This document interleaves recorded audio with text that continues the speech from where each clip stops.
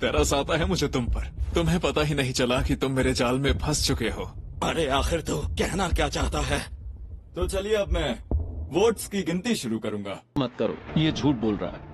फिक्र किए बिना कैसे रह सकता हूँ? जरा उस धोखेबाज के चेहरे पर मुस्कुराहट तो देखो। मुझे पता है, हो सकता है उसने कभी नो वोट किया ही ना हो। क्या पता असल में उसने यस वोट किया हो। अरे तुम थोड़ी देर के लिए अपना मुंह बंद रखोगे क्या? मुझे यकीन है इसने नो वोट किया था, और ये बात मुझे पहले ही पता चल गई थी। सुनो, क्या तुमने सच में नो को वोट किया था? जैसा कि मैंने पहले कहा था, देखो ये रहा वो सबूत। अगर मैं इसे फाड़ दूं तो तुम्हें कोई दिक्कत तो नहीं? तो ऐसा हो ही नहीं सकता इसने यस को वोट किया हो। और वैसे भी अगर ये यस वोट कर भी देता तो भी इस गेम को जीत नहीं पाता। सही कहा तुमने। ये समझ गया होगा कि हम आपस में बात करके समझौता कर रहे थे। अब ये हमें भटका रहा है। दरअसल ये हमारे बीच फूट डालना चाहता है ताकि ये अगले राउंड में हम सब पर भारी पड़ सके। इस शातिर कहीं का। हाँ मैं समझ गया। अब इसकी जीत नामुमकिन है, वो भी तब जब 3 बनाम 1 हो। तो अब मैं वोट्स की गिनती शुरू करूंगा।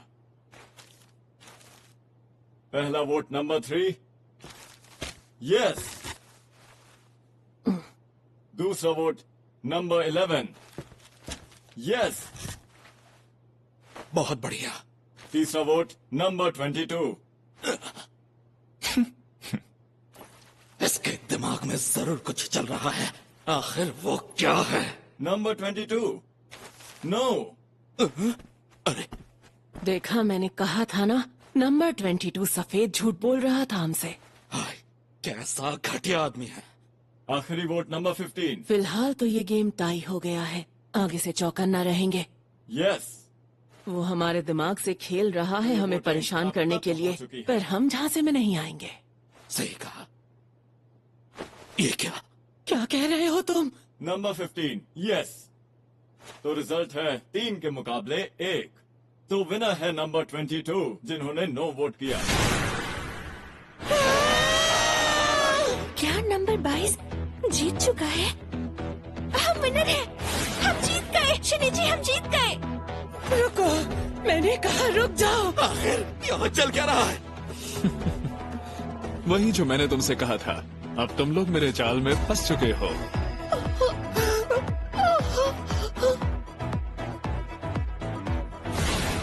तुम लोग वाकई बेवकूफ हो। तुमने धोखा दे दिया, झूठ बोलकर यस को वोट किया। आखिरकार समझ गए, नंबर 22 और मैं साथ में काम कर रहे हैं। तूने हमसे झूठ बोला। बेशक झूठ बोला। आखिर इस खेल का नाम लायर गेम जो है, इसमें झूठ के अलावा और है ही क्या। और जो तुम टूर्नामेंट में हमारे साथ आगे जाने की बातें कर रहे थे, उसका क्या होगा? इसका दूसरा राउंड ही इतना मुश्किल था, इसलिए मैं इसमें नहीं पड़ने वाला। तो फिर पहले गेम मनी को लेकर अड़े रहना और फिर इस राउंड को टाई करने के लिए राजी हो जाना, वो सब क्या? ये वो चाल थी जो मैं शुरू से बिछाना चाहता था। मैं जानता हूँ तुम दोनों लालची हो, इसलिए ये तय था कि तुम अपनी रकम को लेकर शिकायत करोगे, और जब तुम पूरी तरह से अड़ जाते तो चीजों को आगे बढ़ाने के लिए मुझसे टाई की बात करते। लेकिन इस गेम को टाई करवाना इतना आसान नहीं होता, इसलिए उसे पक्का करने का सिर्फ एक ही रास्ता था मेरे पास। यस वाले 2 वोट डालो और नो वाला सिर्फ 1। इसका मतलब हुआ नो वोटर बाकियों को साथ खींच ले, सिवाय इसके कि अगर नो वोटर सच में 22 की जीत चाहता ही हो तो वो पूरे प्लान पर पानी फेर सकता था। इसने हमें बेवकूफ बनाया। लेकिन शिनिची, तुम कब से प्लेयर 15 के साथ काम करने लग गए थे? आखिरी राउंड से भी पहले से। तभी से? हाँ, उसी वक्त हमने साथ आने का फैसला किया। लेकिन सच बात तो ये है कि मैं कल रात से ही उससे बातचीत करने लग गया था। क्या कल रात से? अब हम बात कर सकते हैं ना? हमें जल्द कुछ करना होगा, नहीं तो कल हम पहला राउंड शुरू होते ही हार जाएंगे।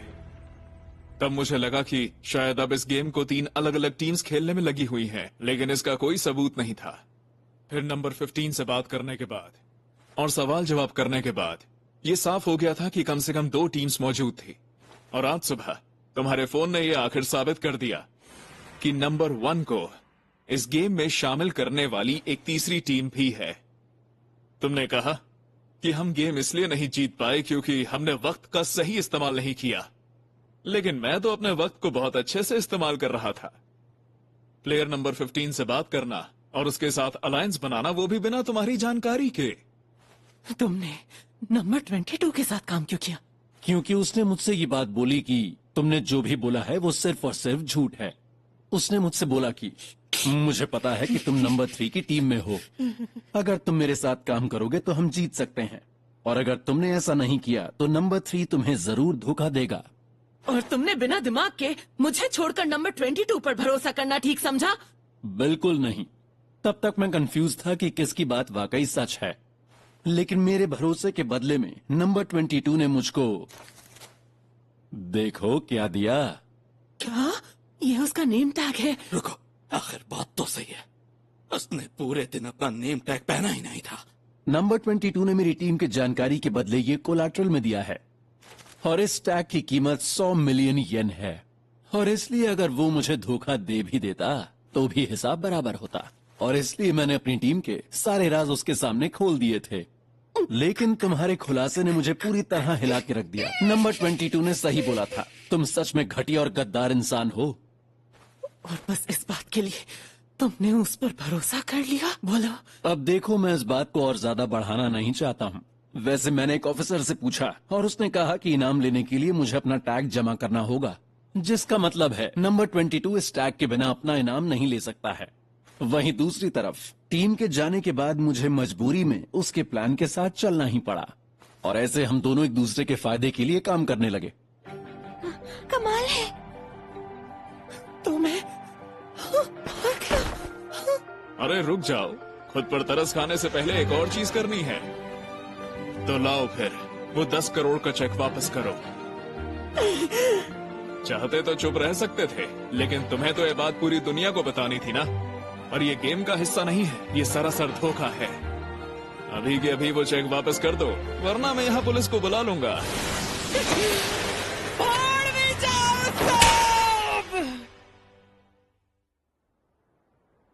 और इस तरह लार गेम का दूसरा राउंड माइनॉरिटी रूल हमारी जीत के साथ खत्म हुआ। बाप रे, मैं तो सच में उस वक्त बहुत डर गई थी। हालांकि हम तो बच गए, लेकिन बाकी लोगों पर बहुत ज्यादा कर्ज हो गया होगा। सही कहा ना शिनिची? अब हम ऐसे में भला कैसे खुश रह सकते हैं बताओ?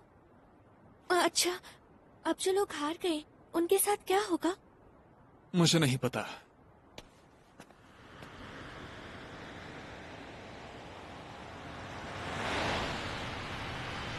अब तुम ज्यादा सोचो मत। जो लोग हार चुके हैं उन्हें तो भुगतना ही पड़ेगा, लेकिन उसमें तुम्हारा क्या कसूर? हाँ, एक सेकंड, मुझे इससे एक बात याद आ गई। तुमने आखिर नंबर 15 को कितने पैसे दिए थे? मैंने नंबर 15 को तकरीबन 150 करोड़ दिए थे।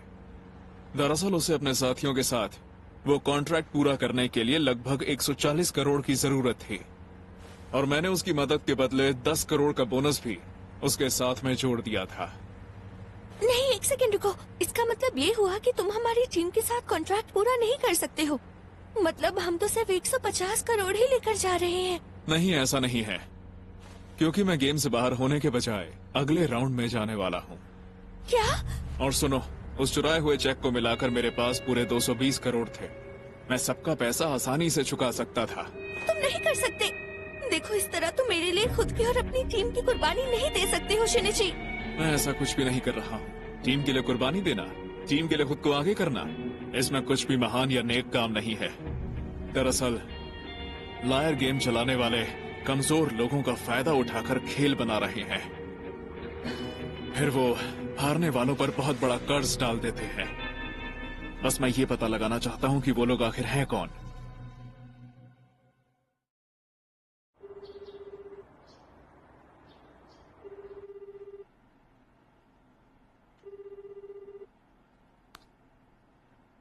कहाँ गया? गेम को खत्म हुए पूरा 1 हफ्ता हो गया। मैंने उसे एक बार नहीं बल्कि 100 बार फोन कर लिया, लेकिन वो उठा ही नहीं रहा। पता नहीं वो क्या कर रहा होगा। हाँ, लगता है शिनिची आ गया, देखती हूँ। हाय, कैसी हो?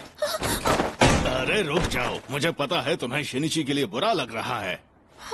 उस गेम में तुम एक पार्टिसिपेंट थी और तुम्हें बचाने के चक्कर में वो बेचारा शिनिची उस गेम में बुरी तरह से फंस गया था और अब तुम्हें यही बात बुरी तरह खाई जा रही है। वो दरअसल मैं शिनिची को कम से कम 4 करोड़ वापस देना चाहती हूँ जो मैंने दूसरे राउंड में जीते थे। मैंने उसे बहुत बार फोन किया और मैसेज भी किया, लेकिन वो मुझे अवॉइड कर रहा है। देखो, जाहिर सी बात है, वो उस गेम में तुम्हारी मदद सिर्फ इसलिए कर पाया क्योंकि उसका बीता हुआ कल बहुत मुश्किलों भरा था। शिनिची का बीता हुआ कल? मैं कुछ समझी नहीं। अच्छा, तुम मुझे बताओ कि तुम शिनिची के बारे में क्या जानती हो? बस यही कि वो एक ठग है जो बहुत शातिर है। उसने हाल ही में धोखाधड़ी की सजा पूरी की है, लेकिन वो असल में ऐसा इंसान नहीं है। तुम्हें शायद पता नहीं है, पर वो साइकोलॉजी का स्टूडेंट रह चुका है। लेकिन एक स्टूडेंट किसी के साथ फ्रॉड क्यों करेगा? तुम्हें उसकी कहानी सुनाता हूँ।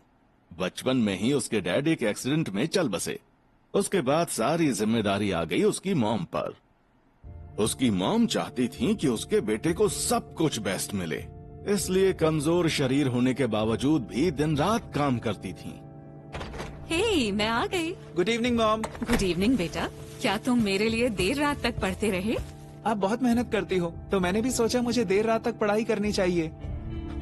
सुनो शिनिची, हमेशा ईमानदारी के साथ जीना बेटा, क्योंकि ईमानदारी से भरी जिंदगी तुम्हें सच्ची खुशी दे सकती है, समझ गए? हाँ।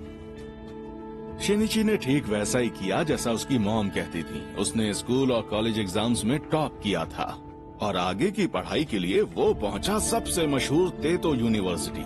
और ठीक इसी वक्त उसकी मॉम ने जो दिन रात मेहनत की थी वो उनके शरीर पे दिखने लग गई। वो बहुत ज्यादा बीमार थी। सुनो मॉम, अब आपको और काम करने की जरूरत नहीं। आप कहो तो मैं अभी कॉलेज की पढ़ाई छोड़ दूंगा। नहीं, ऐसी बातें मत करो। मैं चाहती हूँ कि तुम खूब पढ़ो और आगे बढ़ो। अभी मेरे पास इतने पैसे बचे हुए हैं कि तुम अपनी कॉलेज की पढ़ाई पूरी करो।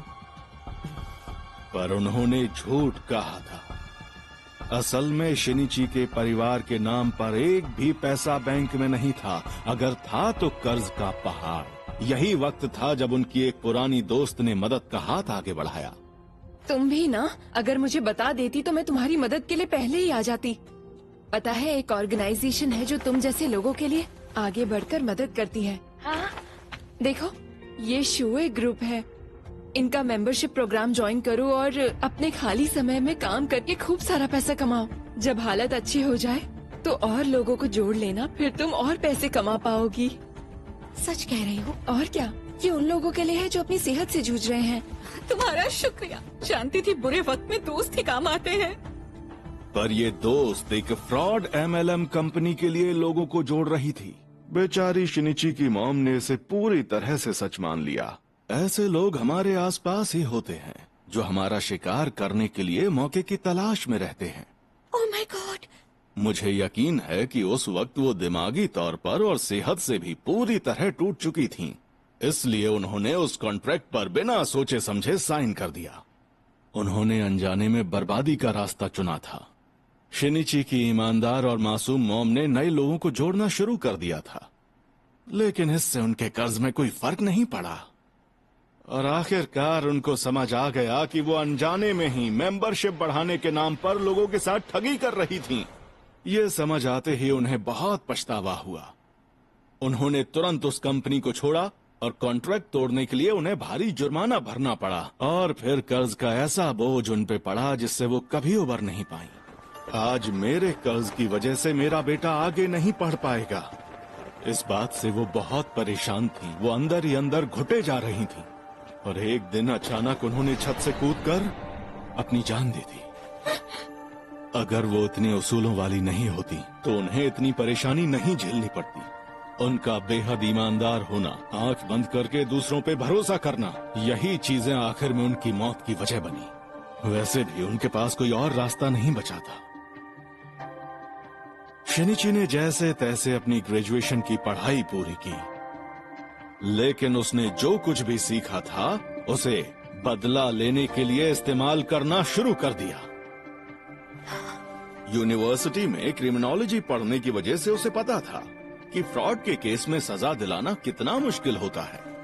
इसलिए उसने खुद ठग बनकर अपनी मॉम की सुसाइड के लिए जिम्मेदार कंपनी के साथ ठगी करके उन्हें अच्छा सबक सिखाया।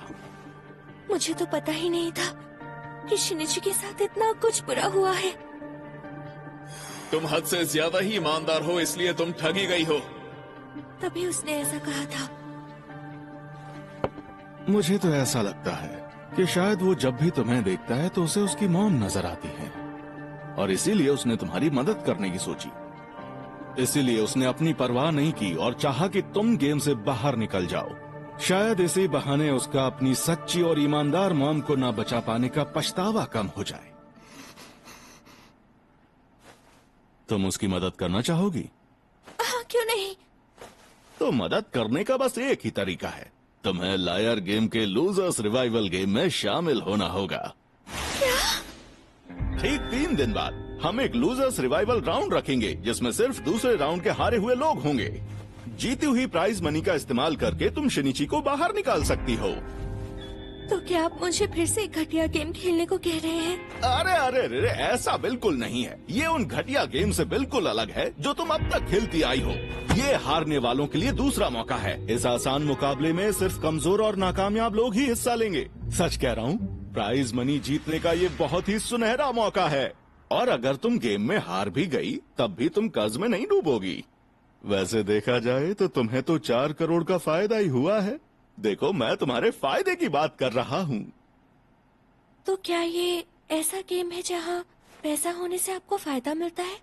मैं कुछ ज्यादा नहीं बता सकता, पर अगर तुम इंटरेस्टेड हो तो फिर ये लो। देखो, ये बात थोड़ी कॉन्फिडेंशियल है, मुझे कहनी तो नहीं चाहिए, लेकिन तुम्हारा इस गेम को जीतने का चांस लगभग 100% है। और क्या चाहिए तुम्हें? अब मौके का फायदा उठाना ना उठाना तुम पर है, लेकिन इतना याद रखना, बस एक तुम ही हो जो शिनिची को बचा सकती हो। चलता हूं।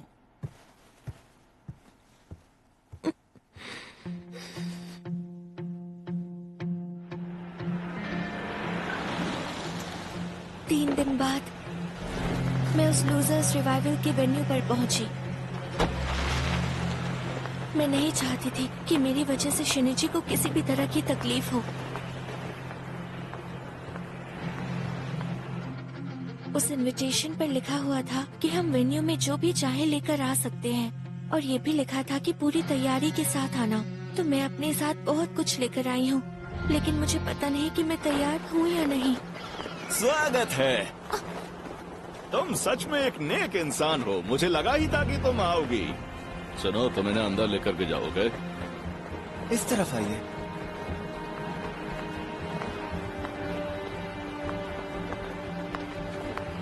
उम्मीद है कि सफर अच्छा रहेगा। ये वही बोलिंग एले है जहाँ लूजर्स का रिवाइवल मैच खेला गया था, और वहाँ जितने भी प्लेयर्स मौजूद थे सब दूसरे राउंड वाले ही थे जिनसे मेरा सामना हुआ था। तो तुम भी आई हो? हे तुम मेरा मतलब फुकुनागा, सही कहा ना? जो बुलाना चाहे बुला लो, पर एक बात तो सच है, तुम भी टेक्निकली लूजर ही हो। आए बड़े। सभी हारे हुए प्लेयर्स का इस लूजर्स रिवाइवल राउंड में स्वागत है। दूसरे राउंड की तरह मैं इस गेम में भी आपके मेन डीलर का काम करूंगा। मेरा नाम है लेरोनीरा। शुरू करें? तो अब ये टीवी के अंदर से बोल रहे हैं? तो पहले 2 राउंड्स की तरह ही ये जंग भी पूरे 10 करोड़ की होने वाली है। अब हम आप लोगों को इस गेम के टिकट्स बांटेंगे। दरअसल इन्हें एम टिकट्स कहते हैं। हर एक टिकट की कीमत 10 करोड़ है। क्या ये 10 करोड़ का है? 10 करोड़? बची हुई रकम 10 करोड़? आप लोगों ने इस वक्त अपने हाथों में 10 करोड़ की कीमत के चेक्स पकड़े हुए हैं। आप इस 10 करोड़ की रकम को गेम में किसी भी तरह से खर्च कर सकते हैं। तो फिर ये पैसे खर्च करने का गेम है क्या? अभी रुक जाओ, मुझे अपनी बात पूरी करने दो। अब मैं इस लूजर्स रिवाइवल गेम का नाम बताने जा रहा हूँ। वो गेम जिसमें आप सब लोग हिस्सा लेने वाले हैं। इसका नाम है the down sizing game. Down sizing? इसमें होगा कुछ ऐसा कि यहाँ मौजूद 9 प्लेयर्स में से एक को बाहर कर दिया जाएगा। जो भी प्लेयर बाहर होगा वो हार जाएगा और बाकी बचे 8 प्लेयर्स ये गेम जीत जाएंगे। अरे ये क्या? नाव मुझे लगातार फोन कर रही थी, लेकिन 3 दिनों से उसकी कोई खबर नहीं। कहीं ऐसा तो नहीं कि उसने हार मान ली हो, या फिर शायद वो 9 प्लेयर्स में से एक जो बाहर होगा वो हार जाएगा। और मैं वापस लौट गई उस घटिया और भयानक खेल के मैदान में जिसे लाइट गेम कहते हैं। अब देखते हैं आगे क्या होता है। तो चलिए, अब मैं इस वोटिंग के रिजल्ट्स अनाउंस करूंगा। फिर मैं वोटों की पूरी जानकारी आपके सामने रखूंगा।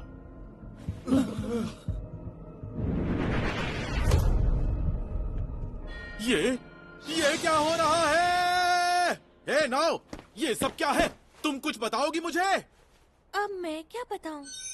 मुझे तुम सबसे अब 10-10 वोट्स मिल गए हैं। 10-10 वोट्स? वो भी हम सब की तरफ से? तुम भी बच गए? इसका मतलब तुम्हें भी ठग लिया?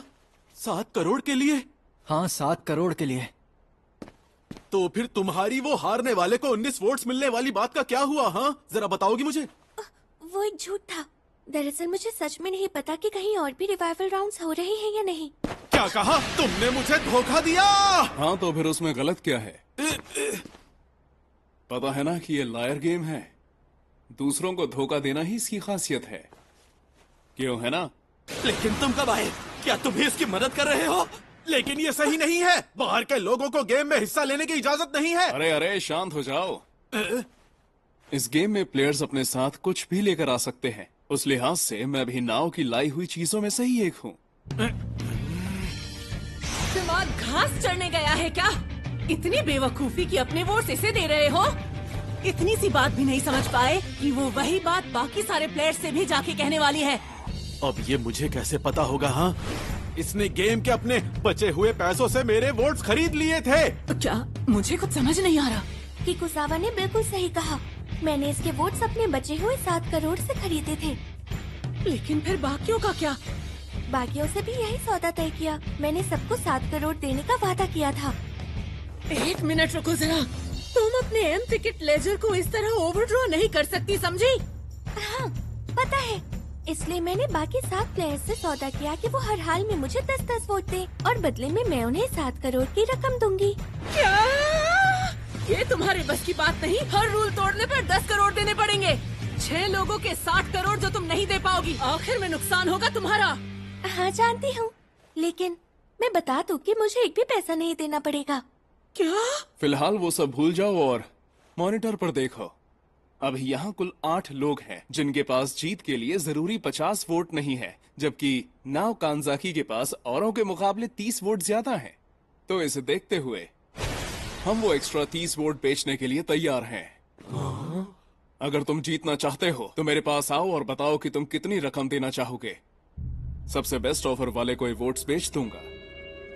वैसे ये जरूरी नहीं कि तुम हमसे वोट्स खरीदो, बस तुम ये गेम खाटे के साथ हार जाओगे। अच्छा होगा कि तुम ये बात अभी मान लो, क्योंकि हालात अब पूरी तरह बदल चुके हैं। अब इस गेम का पूरा कंट्रोल नाव कांजाकी के हाथ में है और उस लिहाज से इस गेम में तुम सबकी जिंदगी पूरी तरह अब हमारे हाथों में है।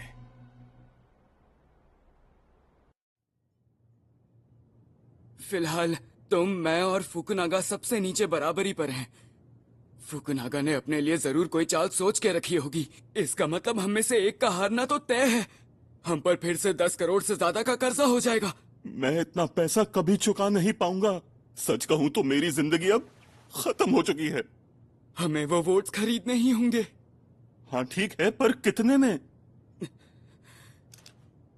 हमें कम से कम 1 करोड़ देने की तैयारी करनी पड़ेगी। क्या कहा? 1 करोड़?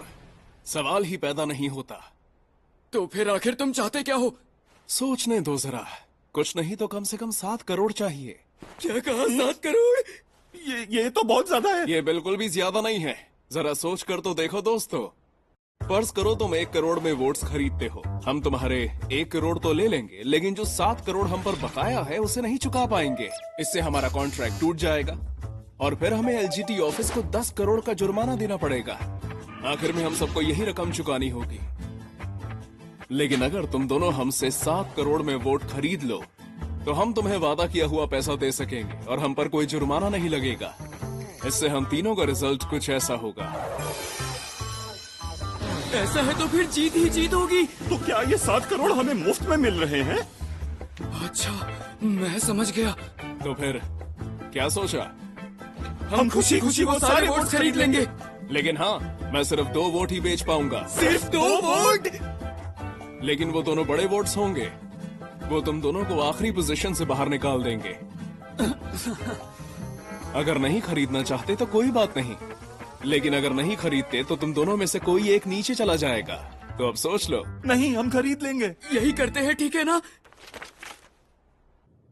सुनो फुकुनागा, किटामुरो और एडा ने 7 करोड़ में 2-2 वोट खरीद लिए हैं। अब तुम आखिरी पोजीशन पर एकदम अकेले रह जाओगे। अगर चाहो तो कुछ वोट्स खरीद सकते हो। तुम्हारे लिए 2 वोटों की रकम पूरे के पूरे 8 करोड़ होगी। हालात को देखते हुए फुकुनागा ने झट से 2 वोट खरीदे। हम तीनों की खरीदारी के बाद बाकी 5 लोग आखिरी पोजीशन पर बराबर आ गए। ऐसे में जाहिर है वो 5 प्लेयर्स तुरंत हरकत में आ गए। 2 वोट्स के लिए 10 करोड़। क्या कहा 10 करोड़? अगर नहीं खरीदना चाहते तो रहने दो, फिर तुम बस बैठकर हार का मजा लेना। ये लो। वोट्स चले गए। मैंने शुरू में 7 करोड़ में 10-10 वोटों के कई सेट खरीदे थे, यानी हर वोट की कीमत थी 70 लाख। अब हम 10 करोड़ में 2 वोट बेच रहे थे, यानी कि हर एक वोट 5 करोड़ में। हिसाब लगाएं तो हर वोट का दाम 7 गुना बढ़ गया। शिनिची ने अपना ये बेखौफ रवैया जारी रखा। बाकी सबने अब 2-2 वोट खरीद लिए हैं, जिससे तुम लोग अब वापस से सबसे नीचे आ गए हो। तो फिर और खरीदना चाहोगे? जरूर खरीदेंगे। बढ़िया। 1 वोट का 5 करोड़। क्या कहा? 5 करोड़? या फिर तुम 2 वोट स्पेशल डिस्काउंट में ले लो, सिर्फ तुम्हारे लिए 9.5 करोड़। सिर्फ 9.5 करोड़ में? लेकिन हमारे पास तो उतने ही पैसे बचे हैं। मैं तो आखिरी ग्रुप को वोट 5 करोड़ के हिसाब से बेच रहा था, तो ऐसे में मैं तुम्हें कोई खास छूट नहीं दे सकता। वो दोनों वोट हम खरीदेंगे। 1 वोट करीब 5 करोड़ का था, फिर भी उन्होंने खरीद लिए। लेकिन जाहिर है हर किसी ने इस वसूली को चुपचाप स्वीकार नहीं किया। अरे हाँ, मुझे अभी अभी एक जबरदस्त आइडिया आया है। वोट ना खरीदने पर मैं हारना नहीं चाहता, लेकिन मैं ज्यादा पैसे भी नहीं देना चाहता। तो फिर मैं अपने ही वोट्स बेच दूंगा और हार जाऊंगा। वो तो बस हर वोट को 5 करोड़ के हिसाब से बेच रहे थे, लेकिन मैं उसके आधे दाम में अपने वोट्स बेच दूंगा। मेरे पास फिलहाल 6.5 करोड़ ही बचे हैं। अगर मैं 3 लोगों को 2-2 वोट बेचूं, वो भी 2.5 करोड़ की कीमत में, तो मेरे पास कुल 15 करोड़ आ जाएंगे। हालांकि आखिर में हार तो मेरी ही होने वाली है, लेकिन मैं इस गेम के 10 करोड़ और पिछले वाले के 10 करोड़ चुका दूंगा, तो फिर भी मेरे पास 1.5 करोड़ बचेंगे। हाँ, ये सही रहेगा। क्या तरीका ढूंढ निकाला है मैंने। और इस बीच शिनिची ने हमारी वोटों की कीमत फिर से बढ़ा दी। अब 1 वोट की कीमत है 6.5 करोड़। 6.5 करोड़? ये तुम क्या कह रहे हो? देखो, सच कहूं तो मेरे पास उतने ही पैसे बचे हैं। देखो, सच कहूं तो मुझे लगता है कि ये कीमत के हिसाब से एकदम ठीक है। मुझे सोचने के लिए थोड़ा वक्त दो। मैं बस 3 मिनट में वापस आता हूँ। यही मौका है। क्या बात है?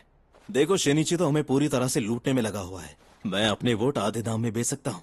क्या सच में? तुम्हें कोई दिक्कत नहीं? दरअसल कुछ ऐसा हो गया कि मेरे पास जरूरत से ज्यादा वोट आ गए हैं।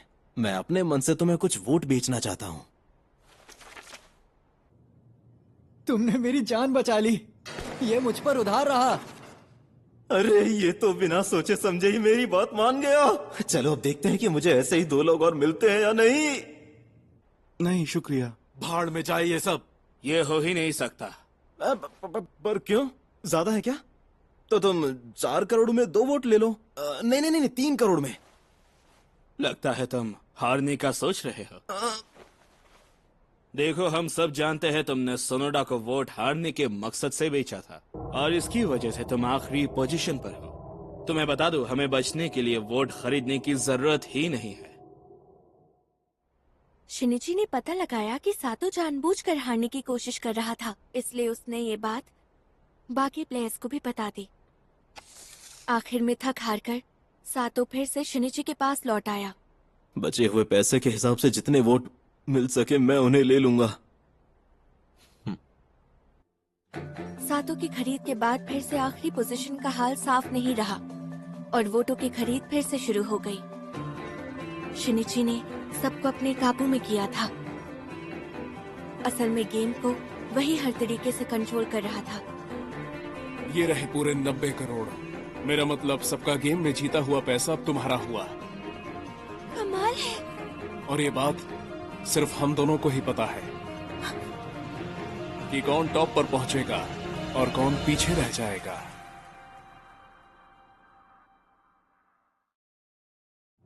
तो चलिए अब हम बढ़ेंगे फाइनल वोटिंग की ओर। आखिरकार ये गेम खत्म हो रही है। अब पता नहीं कौन हारेगा और कौन गेम से बाहर जाएगा। तुम लोगों की धड़कनें तो तेज हो गई होंगी, है ना? तुमने अपना सारा पैसा वोट खरीदने में लगा दिया, लेकिन तुम में से ज्यादातर के पास अब भी जीत पक्की करने के लिए 50 वोट नहीं है। पर वैसे तुम्हारे पास अब भी एक मौका है जिससे तुम वापसी कर सको। नाओ के पास अभी भी अपने आखिरी 5 वोट डालने बाकी हैं, पर उसने तय नहीं किया कि वो उन्हें किसे देगी, और ना ही मुझे पता है कि आगे इस गेम में क्या होगा। उन 5 वोटों का बंटवारा पूरी तरह उसी के हाथ में है। ये मत सोचना कि सिर्फ 5 वोट हैं और गेम के वो 5 वोट किसी को आखिरी पोजीशन से बचा सकते हैं या किसी सेफ प्लेयर को डुबा भी सकते हैं। वक्त आ गया है कि अब तुम सब उसे मनाओ और ध्यान रहे कि तुम्हें उससे फायदा हो। उसे समझाओ कि वो आखिर तुम्हें क्यों बचाए। सुनो ना, देखो मैं वादा करता हूँ, अगर तुम मुझे अभी बचा लोगी तो मैं सच कहता हूँ कि हमेशा तुम्हारी मदद करूँगा। अगर तुम मेरा साथ देती हो तो फायदा तुम्हारा ही होगा। जब बेकार की बात मत कर फुकुनागा, यहाँ कोई भी तुझ पर भरोसा नहीं कर सकता। और तो और नाव के पास फिलहाल खूब सारा पैसा है, यकीनन वो बाहर हो जाएगी। तो फिर बचा लो मुझे, क्योंकि अगर मुझ पर और कर्जा चढ़ गया तो मेरा तो जीना ही मुश्किल हो जाएगा ना। मेरा भी वही हाल है। यहाँ कुछ ऐसे खतरनाक लोग हैं जो मेरी जान ले सकते हैं। और मेरी भी। बचा लो मुझे। तुम जैसे झंडू लोग मर ही जाए तो ही अच्छा है। क्या? मैं तुम्हारा मुंह तोड़ दूंगा। ये बात है, अभी बताता हूँ।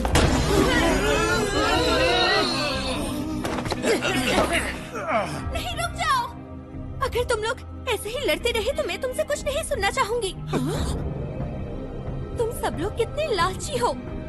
अरे तुम में से कोई एक भी ऐसा नहीं है जिसने सुना हो कि मैंने पहली पिच मीटिंग में क्या कहा था। शायद तुम नहीं जानते, लेकिन मैं तय कर चुकी हूँ कि मैं किसे वोट दूंगी। मैंने सबके नाम भर दिए हैं।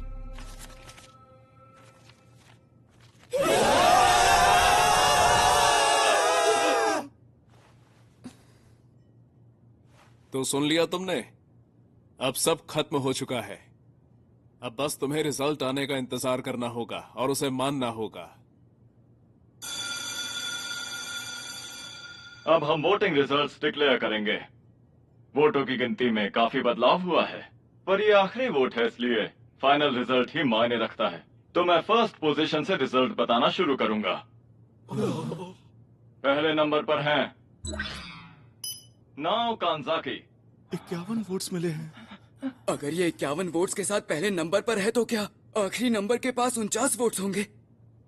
अगली पोजीशन के लिए टाई हुआ है। दूसरे नंबर पर है कोसुके त्सुनोदा। देख लिया तुम लोगों ने, मैंने सच में अकेले ही 50 वोट पूरे कर लिए हैं। और उनके साथ ही हैं तेरुयुकी एदा। अरे वाह, मजा आ गया। उसी पोजीशन पर हैं शिंगो फुजिता। क्या बात है। दूसरे नंबर पर ही हैं ताका हिरोकी कुजावा। वाह, अब आए ना मजा। इन सब के साथ ही हैं हिरोतो कितामुरा। चलो बच गए। अब सिर्फ 3 लोग बचे हैं। देखते हैं कि आखिर इस गेम का लूजर कौन होगा। मुझे पता है वो कौन है। वो और कोई नहीं, सातो है। उसने पैसे लेकर बाहर जाने की कोशिश की, लेकिन हार गया। मैंने उसे शिनीचे के आगे गिड़गिड़ाते देखा, लेकिन उतने दाम में वो सिर्फ 2 ही वोट खरीद पाएगा। आखिर में अगर नाव ने उसे अपने सारे वोट्स नहीं दिए, तो वो ये गेम हार ही जाएगा। दूसरे नंबर पर ही है। जल्दी बोलो, मेरा नाम बोलो।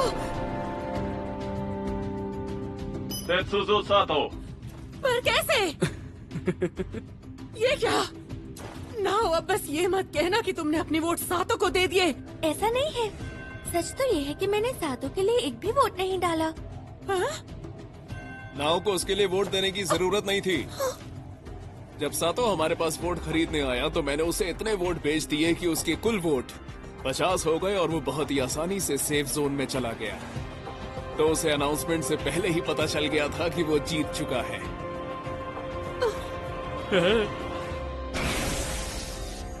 शिनीची ने मुझे बेवकूफ बनाया।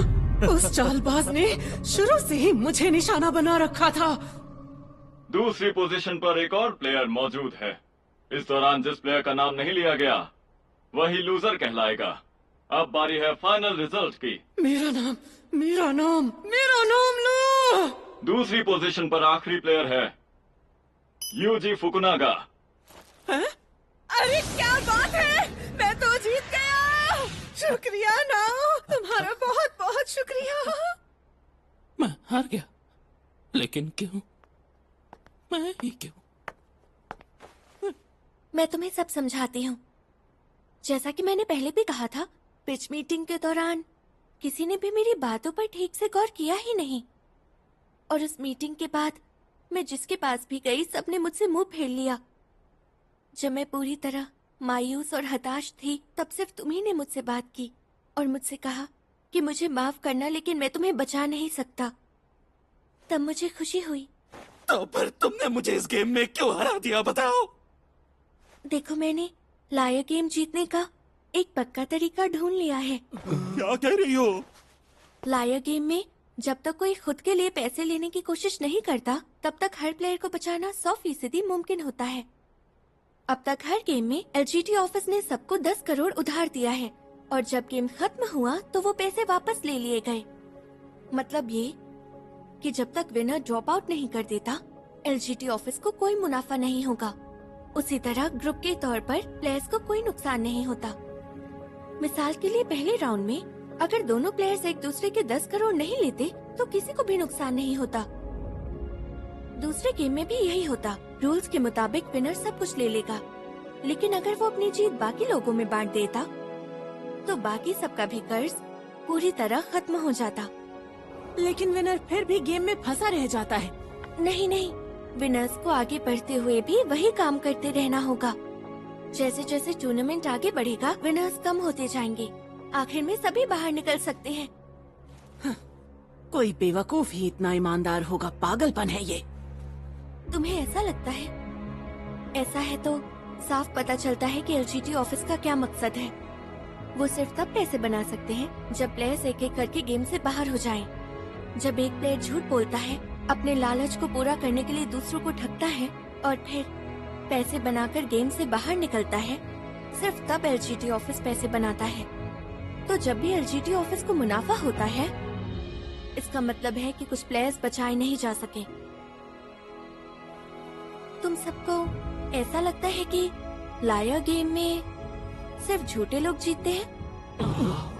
देखो, मुझे ऐसा लगता है कि लायर गेम असल में ये देखने के लिए है कि आप इस गेम में अपने आप को झूठ बोलने से किस हद तक रोक सकते हो, और ये भी कि अपनी ईमानदारी के सिद्धांतों पर कब तक डटे रह सकते हो। आज के डाउन साइजिंग गेम में अगर तुम खुद को एक धोखेबाज की जगह रखो तो ये समझोगे कि ये गेम किसी न किसी को हराने के बारे में है। अगर ईमानदार इंसान के नजरिए से देखें तो हमें ये साफ नजर आएगा कि ये वो गेम है जहां हम एक शख्स को बचा सकते हैं। मैं तो कहूंगी किसी को बचाना ही इस गेम का असली मकसद है। तो इसीलिए आज मैं मियूरा को बचा रही हूँ। लो, इसे रख लो मियूरा। इस एम टिकट की कीमत पूरे 20 करोड़ है। ये इस गेम की 10 करोड़ एंट्री फी भी कवर कर लेगा और पिछले गेम का 10 करोड़ कर्ज भी चुक जाएगा, जिसका मतलब ये हुआ कि अब तुम इस लायर गेम से आजाद हो चुके हो। क्या सच में ना?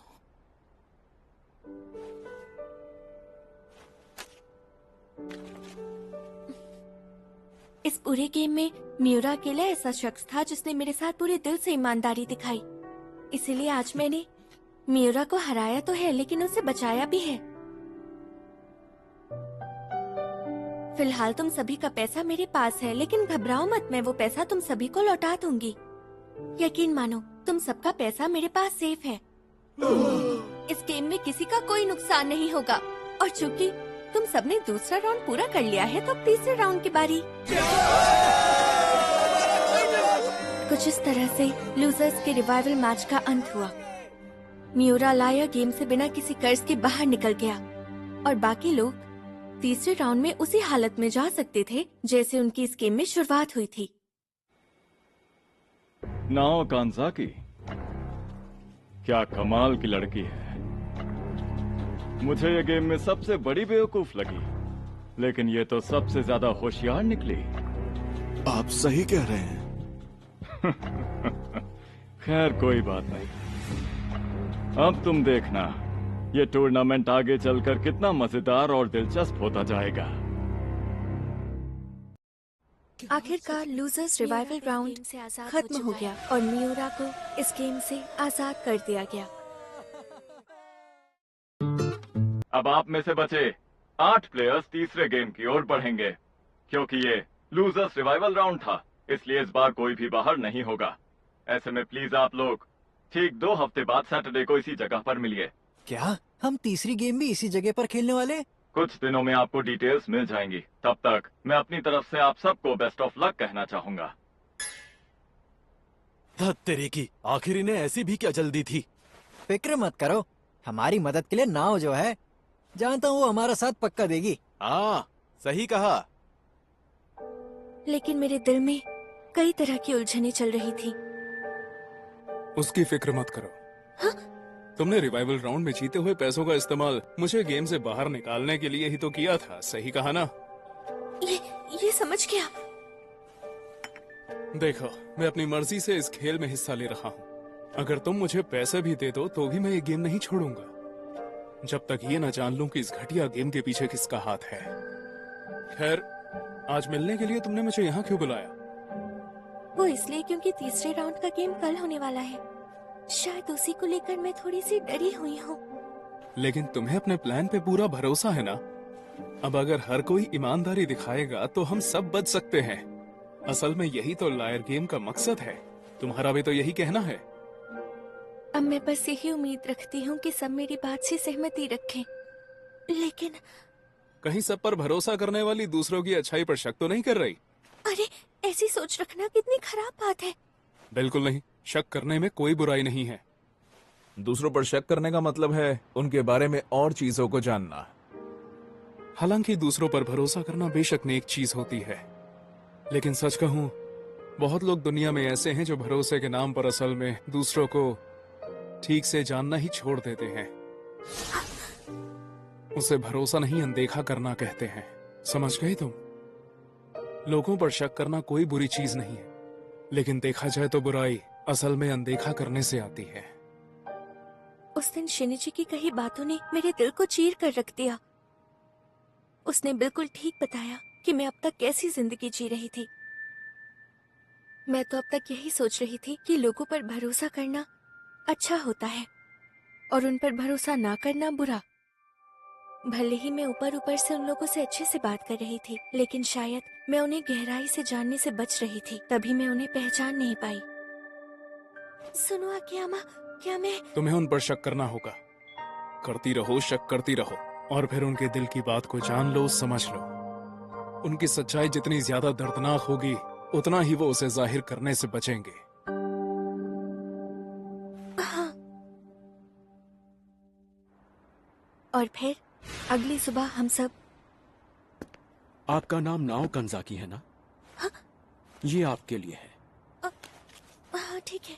जब आप इस कार्ड का इस्तेमाल गेम में करेंगी तो ध्यान रहे कि ये कहीं खो ना जाए। तो चलिए, अब मैं आप सबको लार गेम के तीसरे राउंड के वेन्यू पर ले चलता हूं।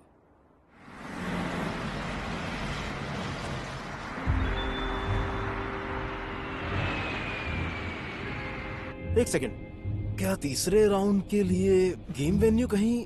बिल्कुल, वो एयरपोर्ट ही है। हाँ? पर एयरपोर्ट ही क्यों? कहीं ये हम सबको प्लेन में बिठाकर देश से बाहर तो नहीं भेज देंगे? पागल हो क्या? हमारे पास तो पासपोर्ट्स भी नहीं है। क्यों, तुम नहीं जानती? इस तरह का फ्रॉड करने वाली कंपनियां लोगों को आसानी से किडनैप कर लेती हैं, समझी? नहीं, मुझे नहीं लगता वो ऐसा कुछ करेंगे।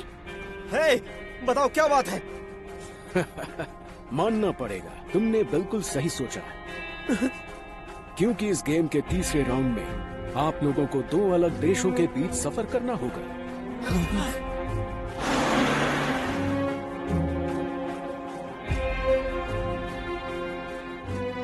और ये रही वो जगह। एक बात बता दूं, कुछ वक्त पहले तक ये जगह इमिग्रेशन चेक के लिए इस्तेमाल होती थी, लेकिन अब ये सिर्फ एक खाली ढांचा है जिसे जल्दी तोड़ दिया जाएगा। ये इतनी बड़ी जगह गेम के लिए किराए पर ले सकते हैं? आखिर ये कंपनी है कितनी बड़ी? A very good morning to you all. आप लोगों को फिर से गेम के इस तीसरे राउंड में देखकर बहुत ही खुशी हुई। तो अब मैं आपको इस राउंड के रूल्स एंड रेगुलेशन समझा देता हूँ। ये पिछले सभी गेम से इसलिए अलग है क्योंकि ये एक टीम कंपटीशन है। Team competition? हम लोग टीम्स में खेलेंगे क्या? लेकिन कौन किस तरफ जाएगा? तो जो गेम आज हम खेलने जा रहे हैं वो है the contraband game. Contraband game? मैं समझी नहीं। मैं ये पहले से ही जानता था, तुम लोग हम सबको विदेश ले जाकर क्रिमिनल बनाना चाहते हो। बिल्कुल भी नहीं, कॉन्ट्राबैंड तो सिर्फ इस गेम का नाम है। आप लोग इसमें कुछ भी गैर कानूनी नहीं करेंगे। बेशक कॉन्ट्राबैंड का मतलब होता है दूसरे देशों में तस्करी करना, इसलिए हमने आपके लिए कुछ नकली देश भी तैयार किए हैं। आप लोग जरा उस खिड़की की ओर देखिए। क्या ये दूसरा देश है? हाँ बिल्कुल, ये कमरा है कंट्री ऑफ डे और वो कमरा कंट्री ऑफ नाइट है। आप सबके नजरिए से एक विदेशी जमीन। ओह, तो बस इतना ही है? नहीं, मैं चाहता हूं कि आप इन दोनों देशों के बारे में और भी चीजें जानें। फिलहाल कंट्री ऑफ डे और कंट्री ऑफ नाइट के बीच तनाव काफी बढ़ चुका है। 72 घंटे के अंदर दोनों देशों के बीच जबरदस्त जंग शुरू हो जाएगी। और ये परेशानी की बात है क्योंकि आप सब इंटरनेशनल ट्रेडर्स हैं और दूसरे देश में आपका ढेर सारा पैसा रखा हुआ है। ऐसे में जंग छेड़ने पर जरा सोच कर देखिए कि आपके पैसों का क्या होगा। जाहिर सी बात है, वो दुश्मनों का पैसा है, तो शायद वो उसे जब्त कर लेंगे। बिल्कुल सही कहा। और इसीलिए जंग शुरू होने से पहले आप उस देश से जितना हो सके उतना खुद का पैसा निकाल कर किसी तीसरे देश में ले जाना चाहेंगे। एक ऐसा तीसरा देश जो बेहद सुरक्षित हो। ये बताइए, तीसरा देश कौन सा है? आप ऐसा मानिए कि एक बैंक है जो बहुत ही न्यूट्रल देश में है, जैसे कि स्विट्जरलैंड। लेकिन आजकल इस मॉडर्न सोसाइटी में बड़े पैमाने पर नकदी को बिना इजाजत के बॉर्डर पार ले जाना गैर कानूनी है। बॉर्डर पर एक सख्त इंस्पेक्टर होगा जो पैसों को जब्त करने की कोशिश करेगा, इसलिए आपको उससे बचकर पैसों को बॉर्डर के पार ले जाना होगा। ओह अच्छा, तो हम इल्लीगल कैश की तस्करी कर रहे हैं। तो चलिए उसकी प्रैक्टिस कर लेते हैं। आप चारों कंट्री ऑफ डे टीम का हिस्सा होंगे और आप पांचों होंगे हिस्सा कंट्री ऑफ नाइट टीम का। अरे, आपने हमारी टीम्स भी चुन ली? ऐसा नहीं है, ये सिर्फ प्रैक्टिस के लिए है और कुछ भी नहीं। प्लीज आप बिना घबराए हुए सुनिए। दोनों टीम्स बारी बारी से ऑफेंस और डिफेंस का रोल निभाएंगी।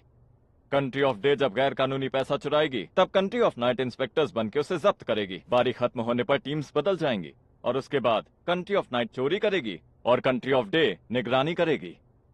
चलिए अब कंट्री ऑफ डे को एक बार ऑफेंस करने देते हैं। अपनी टीम के एक शख्स को स्मगलर के तौर पर चुनिए। इसके लिए कोई भी आगे आ सकता है। ठीक है, फिर मैं कोशिश करती हूँ। जिस प्लेयर को स्मगलर चुना जाएगा वो बॉर्डर क्रॉसिंग गेट के जरिए दूसरे देश में दाखिल होगा। तो चलिए हम सब वहां एक साथ चलते हैं। सबसे पहले आप कंट्री ऑफ डे की लॉबी से निकलेंगे और फिर नीचे कॉरिडोर पहुंचेंगे। वहां आपको एक लिफ्ट दिखाई देगी। आप उस लिफ्ट के जरिए एक फ्लोर ऊपर जाएंगे और हॉल की ओर बढ़ेंगे। अरे, ये तो बॉर्डर है। बिल्कुल, ये एक बॉर्डर ही है जो कंट्री ऑफ डे और कंट्री ऑफ नाइट के बीच बना हुआ है। आप उस बॉर्डर को पार करके आगे बढ़ेंगे। फिर आपको एक कैश डिस्पेंसर मिलेगा। ये है एक बैंक कंट्री ऑफ नाइट का। इसमें कंट्री ऑफ डे के प्लेयर्स का ढेर सारा पैसा मौजूद है। अब आपको ये तो ध्यान होगा कि आपने बॉर्डर पार किया था और उसके ठीक दूसरी ओर है कंट्री ऑफ डे का बैंक, और वहां जमा है कंट्री ऑफ नाइट के कई प्लेयर्स का बहुत सारा पैसा। दोनों देशों के स्मगलर्स विदेशी एटीएम से पैसे निकालने की कोशिश करेंगे, उसे सूटकेस में डालेंगे और वापस अपने देश को सौंप देंगे। लेकिन हम उन पैसों को निकालेंगे कैसे? ये एक नॉर्मल एटीएम की तरह ही काम करता है। तुम्हें बोलिंग एली में एक कार्ड मिला होगा, है ना? मुझे ये कार्ड मिला था। इसे अब तुम इस मशीन में डालो। ठीक है। जब तुम अपना ये कार्ड डालोगी तो इस मशीन से तुम्हें तुम्हारा करंट बैलेंस पता चल जाएगा। ये क्या? ये तो 30 करोड़। 30 करोड़! बिल्कुल सही। तुमने कंट्री ऑफ नाइट के बैंक अकाउंट में 30 करोड़ रखे हुए हैं। इतना सारा पैसा? यही नहीं, अभी और भी है। जो पैसे तुमने कभी अपने देश में रखे हुए थे उसे पहले ही तीसरे देश भेज दिया गया है। मतलब वहाँ तुम्हारे 10 करोड़ हैं। कुल मिला के इस गेम में तुम्हारे पास अभी 40 करोड़ हैं। शुरुआत के 10 करोड़ अब बढ़ चुके हैं 40 करोड़ तक, यानी कि गेम के जरिए तुम्हारे पास अब 40 करोड़ है। अब जब तुम इतनी बड़ी रकम की मालकिन हो तो तुम्हें बहुत संभल कर खेलना होगा। वहाँ मौजूद हर एक शख्स जानता था कि पैसों के 4 गुना होने का मतलब जोखिम का भी 4 गुना होना बिल्कुल तय है।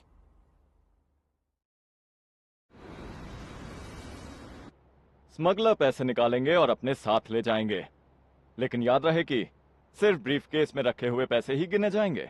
आप जितना चाहे उतनी रकम ले सकते हैं, 5 करोड़ या 10 लाख, और अगर आप चाहें तो कुछ भी नहीं। हालांकि ध्यान रहे, ये ब्रीफकेस एक बार में सिर्फ 10 करोड़ ही संभाल सकता है। पूरे 10 करोड़, वो भी कैश? बिल्कुल सही सुना। आप लोग देखना चाहेंगे?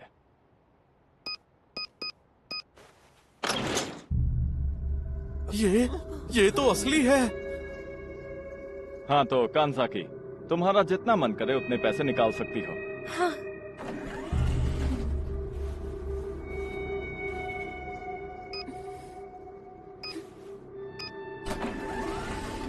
मैंने पैसे निकाल लिए।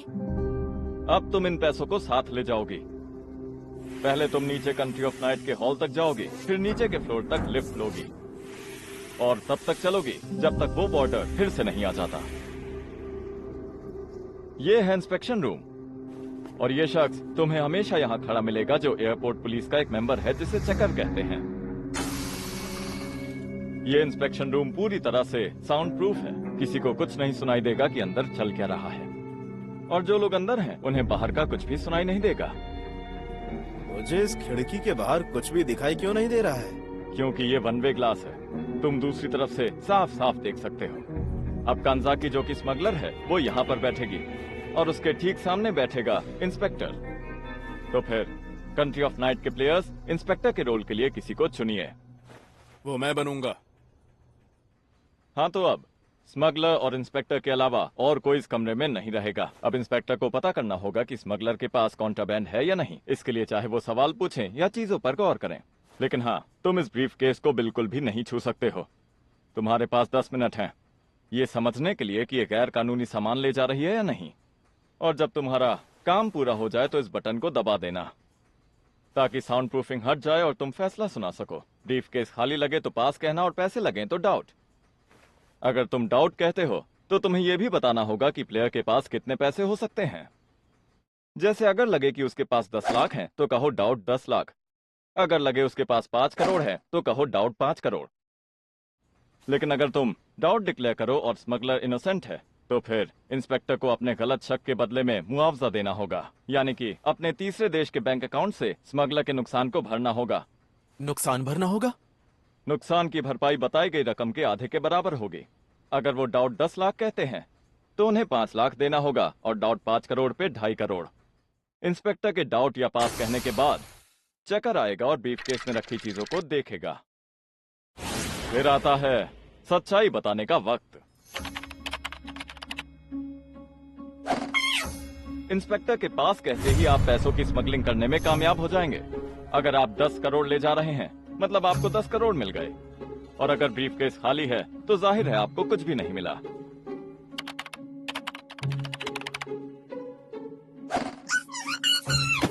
लेकिन ये ब्रीफकेस खाली है। अब इस केस में इंस्पेक्टर के 5 करोड़ होने का शक गलत निकला तो उसे उसकी आधी रकम यानी कि 2.5 करोड़ देनी होगी और यही गेम है।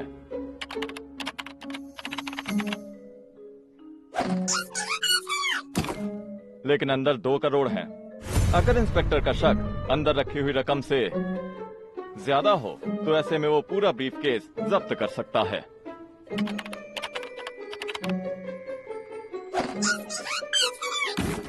गलत, अंदर 6 करोड़ हैं। अगर स्मगलर बताई गई रकम से ज्यादा ले जा रहे हैं तो वो जीत जाएंगे। इस मामले में स्मगलर को उसके 6 करोड़ नकद पैसे मिल जाएंगे। साथ ही 5 करोड़ के शक का आधा यानी कि 2.5 करोड़ मुआवजे के तौर पर भी मिलेंगे, यानी कि उसकी कुल रकम हो जाएगी 8.5 करोड़। इंस्पेक्टर के लिए केस 4 ऐसा है जैसे जले पर नमक छिड़कना। हाँ तो फिर शिनिची, तुम अपना केस जारी रखो। तुम्हारे पास पूरे 10 मिनट हैं। उतने वक्त की जरूरत नहीं है। डाउट 10 लाख। चेका।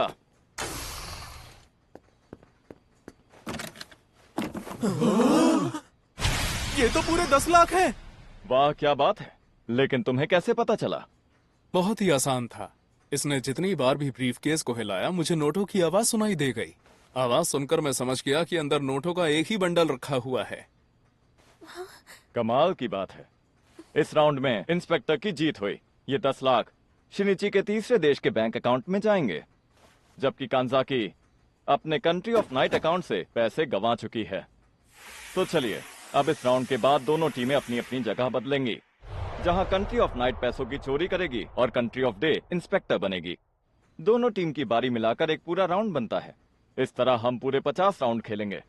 क्या कहा? 50 राउंड? फिर तो हम गए काम से। घबराने की कोई जरूरत नहीं है, बस देखते जाइए। ये 50 राउंड कैसे खत्म होंगे आपको पता भी नहीं चलेगा। इस कम वक्त में जितना ज्यादा हो सके दूसरे देश का पैसा अपने तीसरे देश के अकाउंट में भेज दीजिए। जैसे ही ये 50 राउंड खत्म होंगे, जिस टीम का पैसा तीसरे देश के अकाउंट में सबसे ज्यादा होगा वो ये गेम जीत जाएगा। और जहां तक रही इंडिविजुअल प्राइज मनी की बात, तो चाहे आपकी टीम जीते या हारे उससे कोई फर्क नहीं पड़ता है। तीसरे देश के अकाउंट में पड़ा आपका सारा पैसा ही आपका प्राइज मनी होगा। वो सारा पैसा हमारा होगा? हो जाएगा। मिसाल के लिए अगर तुम अपनी 30 करोड़ की पूरी रकम चुराने में कामयाब रही तो तुम्हारे तीसरे देश के अकाउंट में पूरे 40 करोड़ आ जाएंगे और उस लिहाज से वो पूरी रकम तुम्हारी होगी। अपने अकाउंट में पैसे बढ़ाने का कॉन्ट्राबैंड ही इकलौता तरीका नहीं है।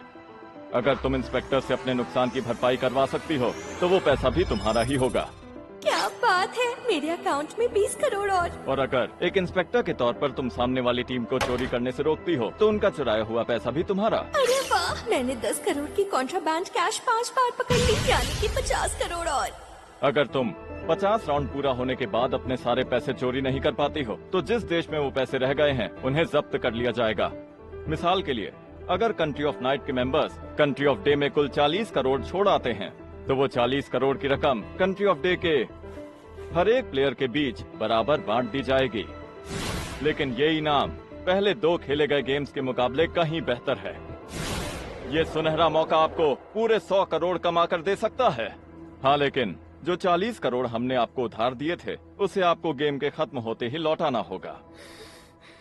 रुकिए जरा, तुम एक जरूरी बात बताना भूल ही गए। ये टीम्स किस तरह बांटी जा रही हैं? मेरा मतलब आप किस टीम में है ये पता होना बहुत जरूरी है, क्योंकि यहाँ एक तरफ होशियार और एक तरफ झंडू लोग भी हैं। और अगर टीम सही तरह से नहीं बांटी गई तो मुझे अच्छा नहीं लगेगा। ओह, वैसे मैं आपको बता दूं कि टीम्स पहले ही बांटी जा चुकी हैं। तो फिर अब तक बताया क्यों नहीं? हाँ, मैं आप सबको बताने ही जा रहा था। तो शुरुआत कंट्री ऑफ डे टीम से करते हैं। ओह गॉड, प्लीज मुझे शिनिची के साथ ही रखना। प्लीज मुझे शिनिची के साथ ही रखना। तो कंट्री ऑफ डे टीम में यहाँ मौजूद सभी 9 लोग शामिल होंगे। अरे वाह, मैं तुम्हारे साथ रहूंगी शिनिची। अरे ये ड्रामा बंद भी करो। अगर हम कंट्री ऑफ डे में हैं, तो भला कंट्री ऑफ नाइट टीम में कौन है? बाहर जाकर उनसे मिल सकती हो। कंट्री ऑफ नाइट टीम में यही वो 9 लोग होंगे जो इस गेम में आप सबसे मुकाबला करेंगे।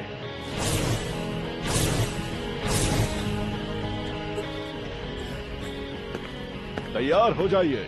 1 घंटे में लायर गेम का तीसरा राउंड यानी कॉन्ट्राबैंड गेम शुरू हो जाएगा। ये बताओ तुम कौन हो?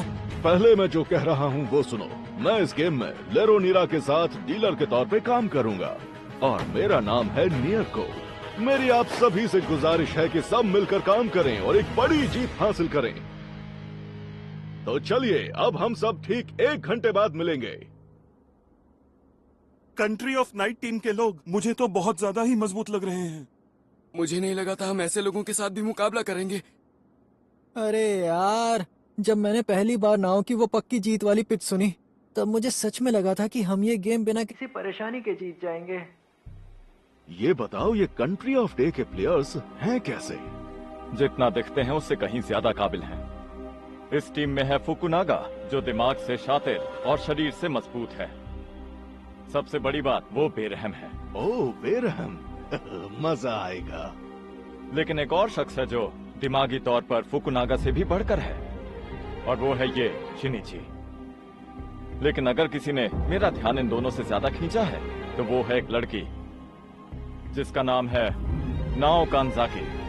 हाँ, उसके बारे में काफी अफवाहें तो सुनी है, पर मुझे लगता नहीं कि वो इतनी शातिर और चालाक है।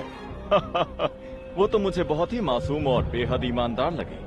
वो बहुत ही ज्यादा बेवकूफ और बाकी प्लेयर्स के मुकाबले बिल्कुल अलग स्वभाव की है। लेकिन उसका यही अलग स्वभाव उसे कभी कभी औरों के मुकाबले अनोखी ताकत भी देता है। समझ गया।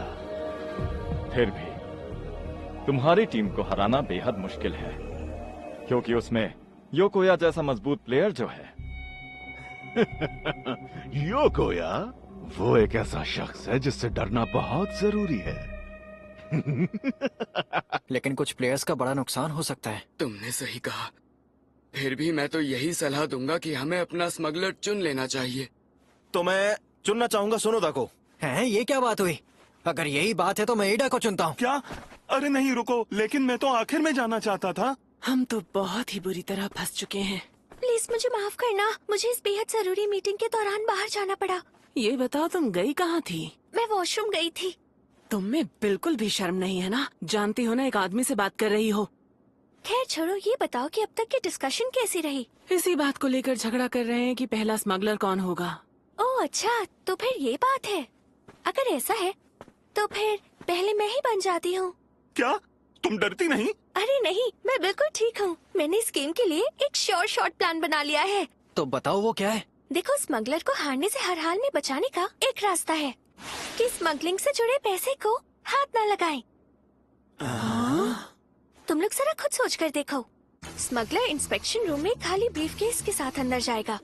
फर्ज करो कि उधर बैठा इंस्पेक्टर तुम्हें पकड़ लेता है। बस उसका ऐसा कहना तो जायज है। तब दिखेगी खाली ब्रीफकेस, लेकिन स्मगलर को किसी भी तरह का कोई नुकसान नहीं पहुंचेगा। अब अगर इंस्पेक्टर को लगता है कि तुम्हारे पास कुछ है और वो इस वजह से डाउट बोलता है, ऐसे में ब्रीफकेस खाली रहा तो स्मगलर जीत जाएगा। तुम्हें 50 लाख का मुआवजा मिलेगा, यानी इंस्पेक्टर की बताई आधी रकम। हारने पर स्मगलर को जरा भी नुकसान नहीं होता है और तुम्हें जीतने पर बड़ी रकम मिलती है। तो बताओ क्या ख्याल है? हाँ, मुझे तो ये सही लग रहा है। जो भी हो, नाओ ही हमारी पहली स्मगलर होगी। अरे आखिर बात क्या है? कोई कुछ बोल क्यों नहीं रहा है? हाँ शिनिची, तुम बताओ, ऐसा तो नहीं कि मेरे प्लान में कोई गड़बड़ी है? कोई गड़बड़ी नहीं है। हमारी फिक्र करने की कोई जरूरत नहीं है। मैं चाहता हूँ कि तुम कंट्री ऑफ नाइट के मेंबर्स पर नजर रखो। अच्छा ठीक है। वक्त आ गया है। ये गेम बस अब शुरू ही होने वाला है। मैं स्मगलर से कहूंगा कि प्लीज वो बताए गए रास्ते से इंस्पेक्शन रूम में चले जाएं। तो मैं नीचे कॉरिडोर में चली जाती हूँ। लिफ्ट तक पहुँचने के बाद मुझे एक फ्लोर ऊपर जाना था, है ना? फिर उधर से आगे बढ़ना था। मैंने कंट्री ऑफ नाइट एटीएम से पैसे निकाल लिए थे, लेकिन उसमें से मुझे एक भी पैसा नहीं लेना है। मेरा ये ब्रीफकेस खाली रहेगा। हाँ, लेकिन उन्हें ऐसा दिखाना है जैसे ये ब्रीफकेस सच में भारी है।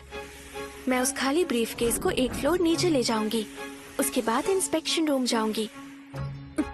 ये सही रहेगा, ये आइडिया काम करेगा। नाव आ गई। अरे यहाँ से तो इंस्पेक्शन रूम साफ दिखाई दे रहा है। बस करो, अब ज्यादा हो रहा है नाव। अरे बाप रे बाप, ये तो बहुत भारी है। क्या वाहियात एक्टिंग कर रही है। क्या यही आदमी इंस्पेक्टर है?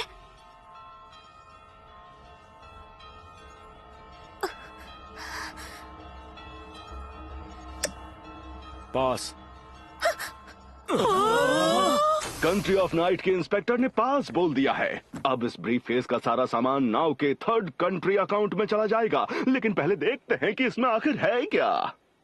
0 मतलब कुछ भी नहीं। कंट्री ऑफ नाइट के इंस्पेक्टर ने स्मगलर की चाल को भांप लिया था। उसे मेरी चाल का पता कैसे चला? हम सब ने पहले से ही खाली ब्रीफकेस वाली चाल सोच ली थी। क्या कहा? तुम सच कह रहे हो? ये तो सबसे आसान तरीका है जो कोई भी सोच सकता है।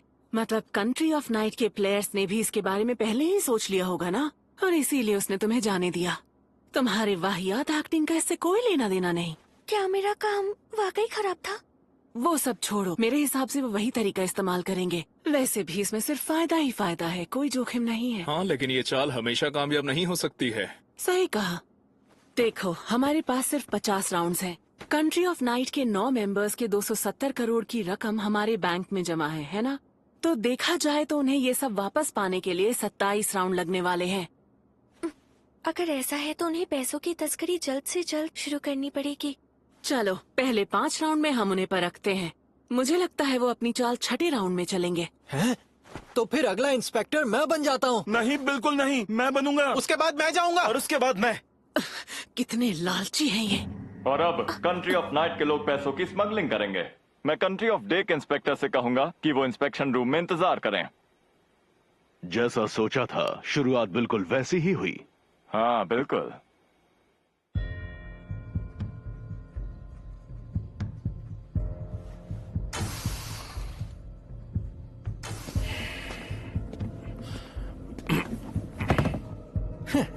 कितनी खराब एक्टिंग कर रहा है। मुझे अच्छी तरह पता है कि वो ब्रीफकेस खाली है।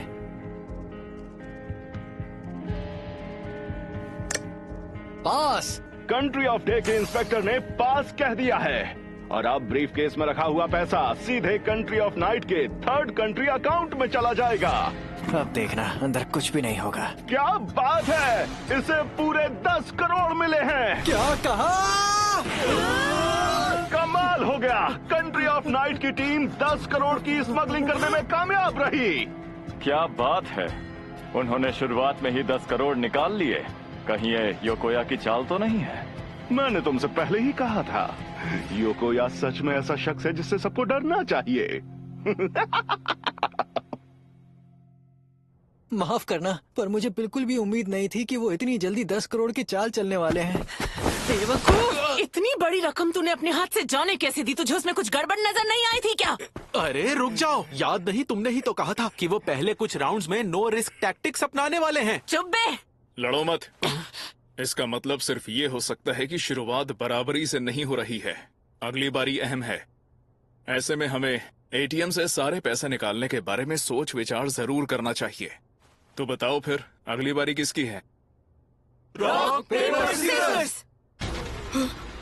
मेरी बारी। चलो अब आगे बढ़ते हैं और लड़ाई से बचने के लिए बाकी का ऑर्डर भी हम तय कर लेते हैं। और अब कंट्री ऑफ डे के लोग पैसों की स्मगलिंग करेंगे। हाँ तो स्मगलर, आप कंट्री ऑफ नाइट की तरफ बढ़ना शुरू कीजिए।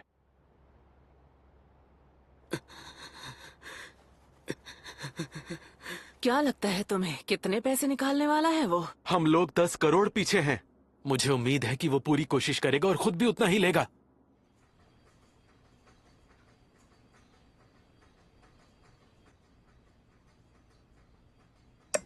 पास। कंट्री नाइट के इंस्पेक्टर ने पास बोल दिया है। अरे ये तो छूट गया। अगर उसके पास वो 10 करोड़ है तो वो पूरी रकम हमारी हो जाएगी। सही कहा ना? चलिए देखते हैं कंट्री ऑफ डे के ब्रीफकेस में कितना पैसा मौजूद है। अरे ये तो खाली है। मतलब कंट्री ऑफ नाइट ने स्मगलर की चाल पकड़ ली। अरे यार, मुझे लगा कि वो मुझ पर शक करेगा और मैं उसे मात दे दूंगा। यकीन नहीं हो रहा कि उसने मुझे छोड़ दिया।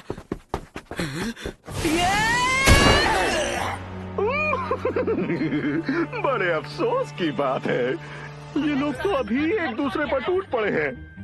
उसने ऐसे नाटक किया जैसे कोई चाल चल रहा हो, पर वो तो बस एक बहाना बना रहा था। वो बहुत ही डरपोक है जो अपनी जान बचाने में लगा हुआ है, और जब दूसरी टीम की बारी आएगी तो वो भी नो रिस्क टैक्टिक के साथ ही जाएंगे।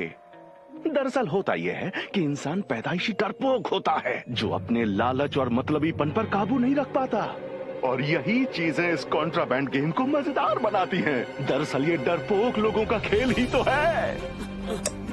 बॉस, कंट्री ऑफ डे के इंस्पेक्टर ने पास कह दिया है, और अब देखते हैं कि ब्रीफकेस में क्या है। क्या बात है, पूरे 10 करोड़।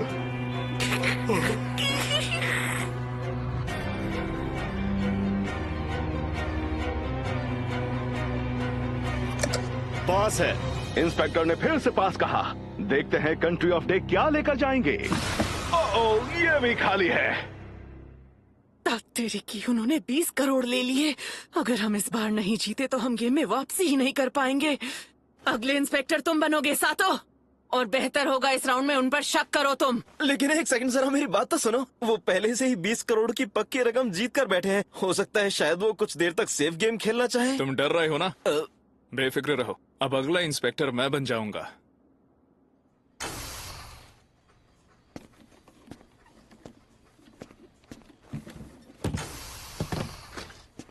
जरा सुनो, लगता है तुमने कुछ गिरा दिया। हाँ? ये क्या? पर मैंने तो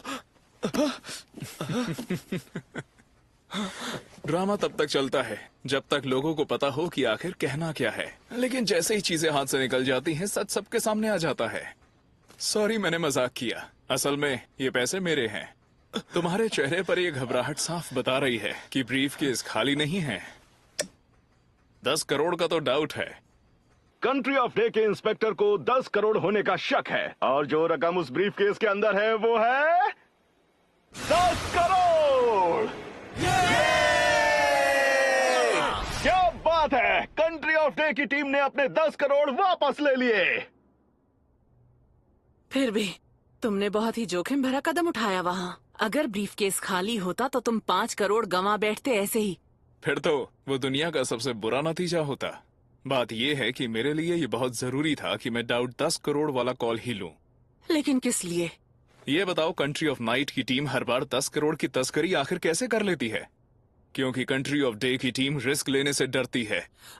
हमारे बारे में उनकी यही सोच है, तो इसलिए मुझे उस समय 10 करोड़ होने का शक जताना पड़ा। उनकी रफ्तार रोकने का एक ही तरीका था, उन्हें यह यकीन दिलाना कि कंट्री ऑफ डे भी बड़े दांव लगा सकता है। क्या बात है, उसे इस गेम की असली ट्रिक पहले ही समझ आ गई। ये सच में काबिले तारीफ है ना? शिनिची कमाल का है, वो सच में योकोया को जबरदस्त टक्कर दे सकता है।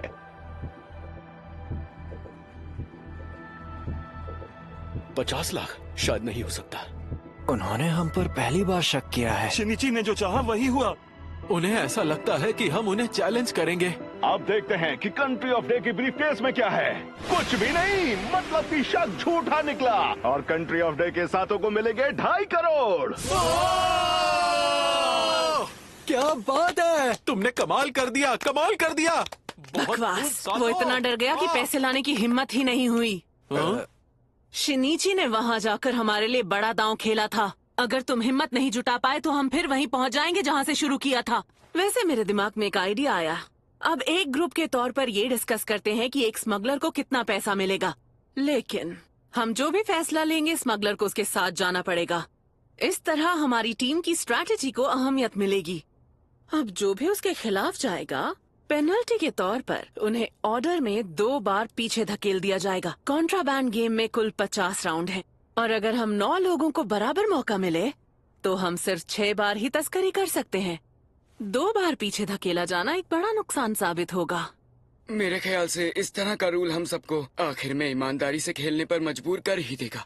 सही कह रहे हो। ये तो स्मगलिंग के लिए काम कर जाएगा, लेकिन इंस्पेक्शन का क्या होगा, सोचा है? अब इंस्पेक्शन करने की अगली बारी मेरी होगी। क्या हम सब लोग पहले से ही ये तय नहीं कर सकते कि इंस्पेक्टर किस बात पर शक जताएगा? कंट्री ऑफ डे के इंस्पेक्टर इंस्पेक्शन रूम की तरफ जाएं। चल जाके अपना काम कर, हम सोचते हैं कि आगे क्या करना है। हाँ। बात क्या है? बात यह है कि इस गेम का अगला स्मगलर वो औरों से थोड़ा सा अलग दिखाई देता है, लेकिन ये बताना मुश्किल है कि वो किस लिहाज से अलग दिखता है। ओह, नाउ कांजाकी ने योकोया को देख लिया है।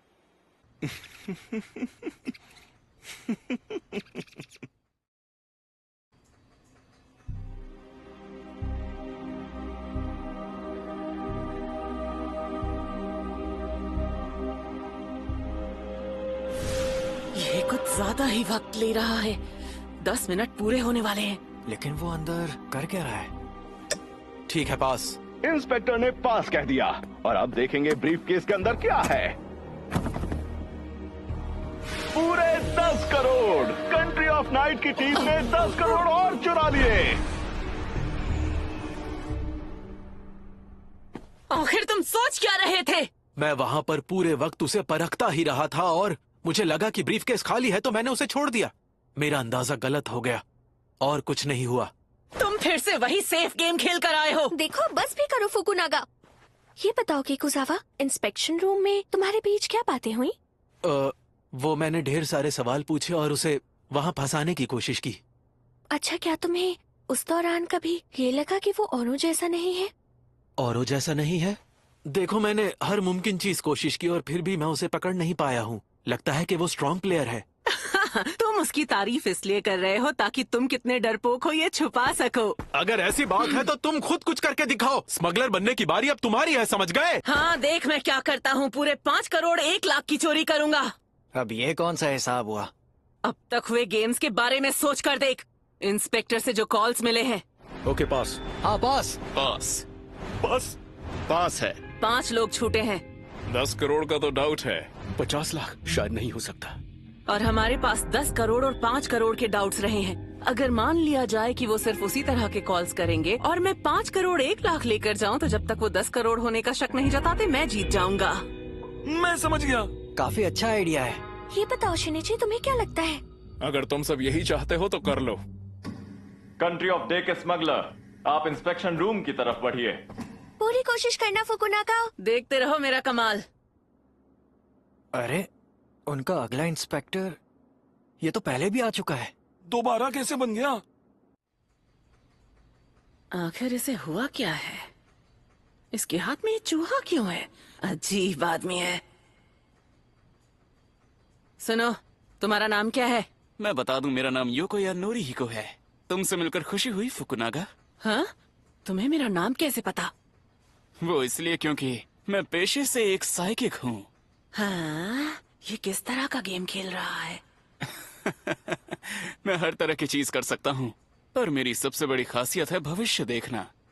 मैं साफ साफ देख सकता हूँ कि तुम्हारे इस ब्रीफ केस में कितने पैसे रखे हुए हैं। वाह, क्या बात है। मैं मान जाऊंगा अगर तुम बता दो इसमें कितना है। मुझे डाउट है 5 करोड़ 1 लाख। इंस्पेक्टर ने बहुत ही अजीब सा अमाउंट बताया है, 5 करोड़ 1 लाख। देखते हैं इसका गैस सही है या नहीं। ये 5 करोड़ 1 लाख ही है। एकदम सही गैस और कंट्री ऑफ डे की इलीगल मनी जब्त। आखिर ये है कौन? तुमसे इतनी बड़ी गलती कैसे हो गई? अबे, मैंने कोई गलती नहीं की और मेरे चेहरे पर भी कुछ नहीं था जिससे उसे शक हो जाए। लेकिन उस योकोया ने बड़ी ही आसानी से पता लगा लिया। मैंने अपनी ताकत से तुम्हारे ब्रीफ केस में झांका। कैसी ताकत? लगता है कि उसने ये यूं ही बोल दिया होगा। इंस्पेक्टर बनने की अगली बारी मेरी थी। मैंने पास कहा और स्मगलर का ब्रीफकेस खाली निकला। मगर इसके फौरन बाद हम उस शख्स की ताकत पर यकीन करने के लिए मजबूर हो गए। वो फिर से आ गया है? अगला इंस्पेक्टर योकोया है। हाँ? यानी उसे उसकी ताकत की वजह से इकलौता इंस्पेक्टर बनाया गया, ऐसा है क्या? अगला स्मगलर मैं बनना चाहूंगा। बोलो कितने पैसे निकालने हैं? 5 करोड़ और 2 लाख कैसा रहेगा? बस यूं ही मेरे दिमाग में ख्याल आया। साफ साफ देख सकता हूँ ब्रीफ केस में पैसे पिछली बार से थोड़े ही ज्यादा हैं। डाउट है 5 करोड़ 2 लाख। 5 करोड़ 2 लाख। योकोया ने एक बार फिर से कंट्री ऑफ डे की इल्लीगल मनी को जब्त कर लिया। योकोया का एक एक अंदाजा सही निकल रहा था। डाउट है 9 करोड़ 1 लाख। एकदम सही गैस। योकोया ने तीसरी बार ये कर दिखाया। वाकई कमाल है। 7 राउंड पूरे हो चुके हैं और कंट्री ऑफ नाइट के पास 5 करोड़ से कम रुपए जमा हैं, जबकि कंट्री ऑफ डे के पास सिर्फ 1.25 करोड़ हैं। योकोया की वजह से उनको हमारे ऊपर काफी बढ़त मिल गई है। तो अब दोबारा कौन जाने वाला है? मैं जाऊंगा। तो शिनिची, क्या तुम्हारे पास कोई ठोस प्लान है? नहीं है। मतलब शिनिची भी उसके सामने बिल्कुल बेबस है। कैसा रहेगा अगर हम योकोया के इंस्पेक्टर रहते पैसे चोरी ही ना करें? हाँ? बस उस ब्रीफ केस को खाली छोड़ देते हैं। सही कहा। फिर वो हमें पकड़ भी लेता है तो हमें उतना अफसोस नहीं होगा। नहीं, हम इतने ढीले नहीं पड़ सकते। मैं तो बस अभी के लिए कह रहा हूँ। वैसे भी अगली बारी शिनिची की है। इस बात का उसे बिल्कुल अंदाजा नहीं होगा कि शिनिची इतना सेफ प्ले करेगा। लेकिन हमारा वो प्लान भी।